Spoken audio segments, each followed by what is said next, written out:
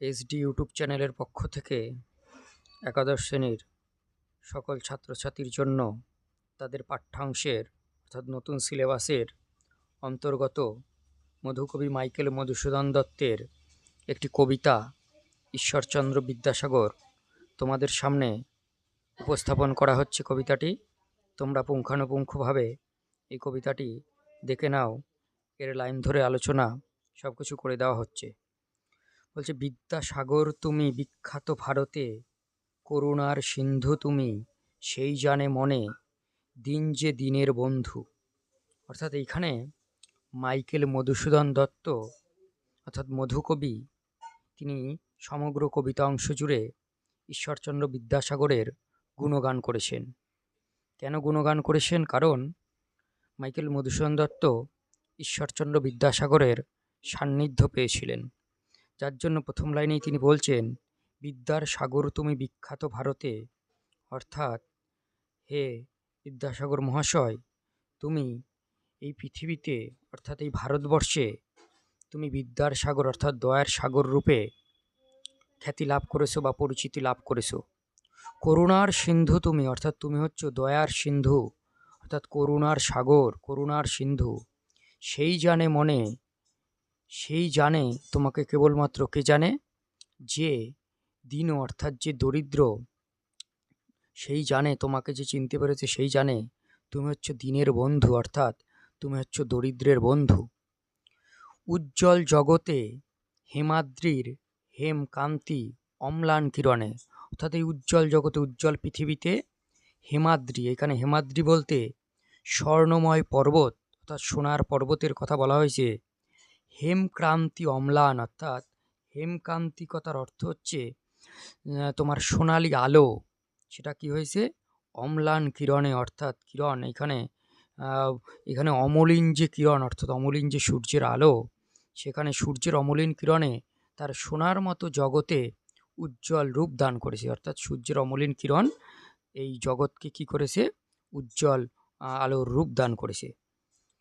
কিন্তু ভাগ্য বলে পেয়ে সে মহাপর্বতে, যেজন আশ্রয়লয় সুবর্ণ চরণে, সেই জানে কত গুণ ধরে কত মতে গ্রীষ। অর্থাৎ বলছে, কিন্তু ভাগ্য বলে পেয়ে সে মহাপর্বতে, এখানে মধুকবি ঈশ্বরচন্দ্র বিদ্যাসাগরকে বলছেন মহাপর্বত, অর্থাৎ এখানে তিনি পরোক্ষভাবে হিমালয় পর্বতের কথাই বলছেন, যে হিমালয় পর্বতের মতো তুমি দাঁড়িয়ে আসো এবং তোমাকে যে ভাগ্য বলে পেয়েছে সেই জন আশ্রয়ালয় সুবর্ণ চরণে, অর্থাৎ যে জন তোমার সুবর্ণ চরণে, সুবর্ণচরণ মানে সোনার চরণে আশ্রয় গ্রহণ করতে পেরেছে, সেই জানে, অর্থাৎ সেই ব্যক্তি জানে কত গুণ ধরে কত মতে গিরিশ। অর্থাৎ গিরিশ হিমালয় পর্বতমালাকে বলছে গিরিশ।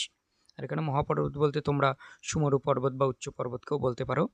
যে সেই হিমালয় পর্বতের পাদদেশে যেরকম আশ্রয় গ্রহণ করে মানুষ, সেরকম তোমার মতো বিখ্যাত ব্যক্তির চরণে যে আশ্রয় গ্রহণ করেছে, সেই কিন্তু তোমার করুণা পেয়েছে এবং তোমাকে চিনতে পেরেছে। কি সেবা তার সে সুখ সদনে। এইখানে সুখ সদন বলতে বলা হয়েছে সুখী গৃহ, আরামদায়ী ঘর, অর্থাৎ ঈশ্বরচন্দ্র বিদ্যাসাগরের যে কোল রয়েছে সেটা একটা সুখী গৃহ। অর্থাৎ সেখানে যদি কেউ নিদ্রা যায়, সেখানে যদি কেউ আশ্রয় লাভ করতে পারে, তাহলে তার জীবন ধন্য হয়। অর্থাৎ এখানে মধুকবি মাইকেল মধুসূদন দত্ত তিনি বিদ্যাসাগরের সান্নিধ্য লাভ করেছিলেন এবং বিদ্যাসাগর মহাশয় যে কতটা করুণার ব্যক্তি ছিলেন, অর্থাৎ তিনি কতটা দয়াশীল ব্যক্তি ছিলেন, কতটা তার এই জগতে প্রভাব, তিনি আমাদের এই ভারতবর্ষকে অর্থাৎ এই পৃথিবীরকে তিনি কতটা তার সাহিত্য দিয়ে, তার দয়া দানশীলতা, তার সেবা দিয়ে মানুষকে উপকার করেছেন, সেটা কিন্তু মধুকবি তার ঈশ্বরচন্দ্র বিদ্যাসাগর কবিতার মধ্যে দিয়ে তিনি কিন্তু ফুটিয়ে তোলার চেষ্টা করেছেন। এবং তিনি কিন্তু দেখতে পেয়েছেন তার সান্নিধ্য লাভ করে যে বিদ্যাসাগর মহাশয় একজন সত্যি মানবিক এবং দীনের বন্ধু, অর্থাৎ দরিদ্রের বন্ধু। এটাই প্রথম পাড়ায় আলোচনা করা হয়েছে। দানে বাড়ি নদীরূপ বিমলা কিঙ্করী, অর্থাৎ এখানে দানে বাড়ি, বাড়ি কথার অর্থ হচ্ছে জল, নদীরূপ বিমলা কিঙ্করী, এখানে বিমলা কথার অর্থ হচ্ছে স্বচ্ছ বা নির্মল বা পবিত্র আমরা বলতে পারি। আর কিঙ্করী কথার অর্থ হচ্ছে দাসী রূপে। অর্থাৎ মধুকবি বলছেন যে বিমলা নদী অর্থাৎ পবিত্র পরিচ্ছন্ন নদী দাসী রূপে জল দান করে থাকে। ঠিক একই রকমভাবে ঈশ্বরচন্দ্র বিদ্যাসাগর মহাশয়কে তিনি নদীর সঙ্গে তুলনা করেছেন, যিনি কোনো কার্পণ্য না করে তার করুণা দান করে থাকেন। যোগায় অমৃত ফল পরম আদরে দীর্ঘ শির তরুদল দাসরূপ ধরি।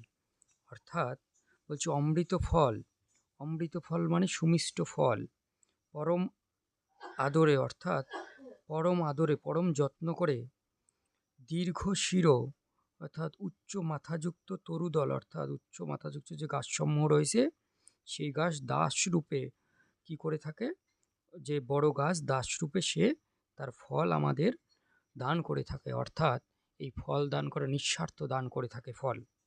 বলছে পরিমলে এখানে বলতে সুগন্ধে, ফুলকুল 10 দিশ ভরে। অর্থাৎ এখানে সুগন্ধে কি হয়, যে ফুলকুল 10 দিশ ভরে।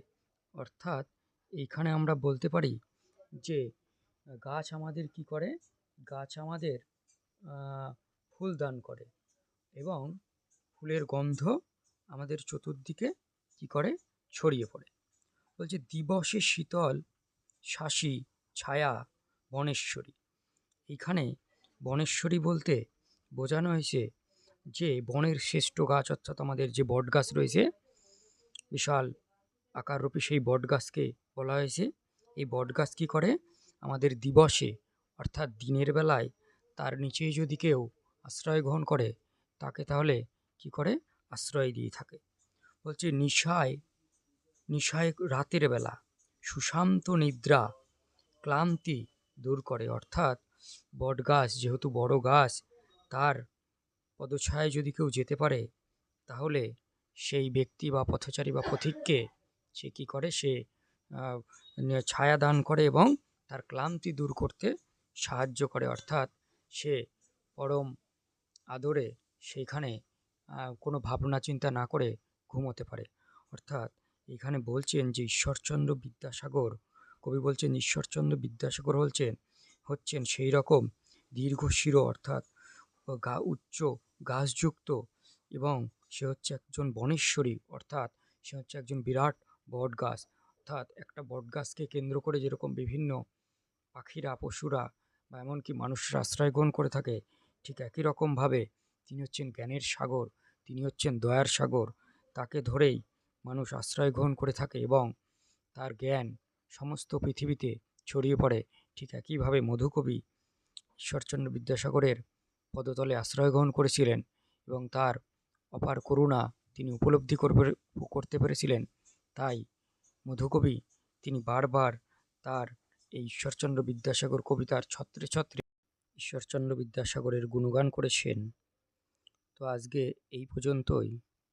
আবার অন্য কোনো ভিডিও নিয়ে, অন্য কোনো কবিতা, অন্য কোনো গল্প নিয়ে তোমাদের সামনে দেখা হবে। তোমরা আমার এই এসডি চ্যানেলটিকে সাবস্ক্রাইব করো, লাইক করো, শেয়ার করো বন্ধুদের মধ্যে। Thank you.